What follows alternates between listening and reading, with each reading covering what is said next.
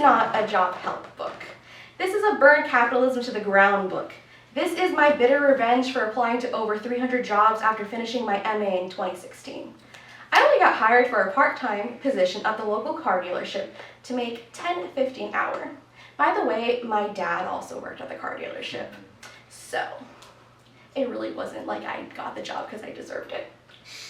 See, when I was born in '92, the U.S. unemployment rate might have been 7.4%, and the federal minimum wage was $4.25, but the average gallon of gas was $1.13.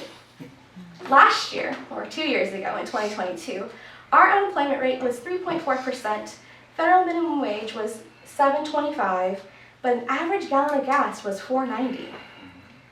So in '92, with the federal minimum wage being $4.25 per hour, we would only spent 27% of that hour of gas versus paying 67% of working hour in 2022 for 1 gallon of gas. So we spend a lot, our money's worthless. And yes, it can be considered a little funny how in '92 apparently the best city to live in was in Swiss Falls, South Dakota versus the bustling city of Atlanta, Georgia in 2022. But even 30 years ago, the economy was stronger with the annual GDP growth being at 3.5% versus the 2.1% now. We continue to operate in a deficit. Everything is more expensive now and requires that we do so much more to achieve a similar prosperity. Year after year, companies have recorded record profits, but the dollars in our pocket are worth less now. We are only left with higher inflation, 7% now versus 2.9% then. The rise in the average cost of U.S. homes, $449,300 now versus $121,500 then.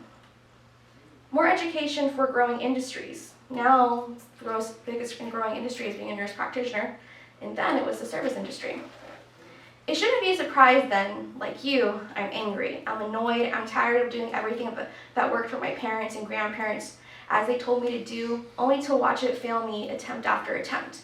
This book is my own manifesto of expressing the truths we are not allowed to voice in those job applications, assessment, and interviews. Think of it as a truth serum and don't worry about the consequences. Why cry and write political essays when you can laugh in some poem parodies?